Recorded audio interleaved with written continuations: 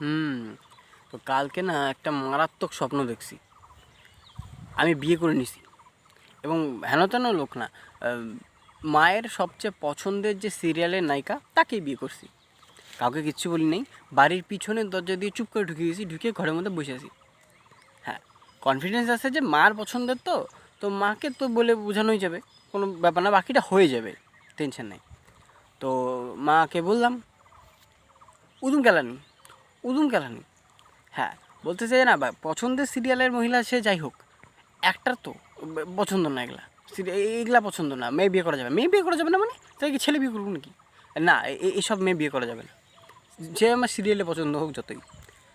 তো অদ্ভুত ব্যাপার আরেকটা, সেটা হচ্ছে আমার 1 ঘন্টা পর বাচ্চা হয়ে গেছে। স্বপ্ন তো অনেক কিছুই হচ্ছে। হ্যাঁ, 1 ঘন্টা পর বাচ্চা হয়ে গেছে। বাচ্চাটা কোনটা? এই সিরিয়ালেরই, ওই রাখি বন্ধন নামে একটা সিরিয়াল হতো, ওখানে যে ছোটো পাকা একটা বাচ্চা ছিল, ওইটা হয়েছে বাচ্চাটা। ওটাও দেখে লোকের পছন্দ না, পাড়ার লোকও পছন্দ করতেছে না। ছোটো বাচ্চা, কিউট বাচ্চা, সুন্দর দেখতে, তবুও পছন্দ হচ্ছে না।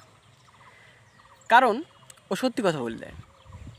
এ ওর কে কিছু গপচুপ করতেছে, এ ওর দুর্নাম করতেছে, ওটাও বলে দিচ্ছে এসে। পাকা পাকা কথা বলতেছে, সত্যি কথা বলে দিচ্ছে সবার নামে, ওটা কারো পছন্দ হচ্ছে না। বলার কথা এই, যেগুলো কথা বললেও লাভ নেই।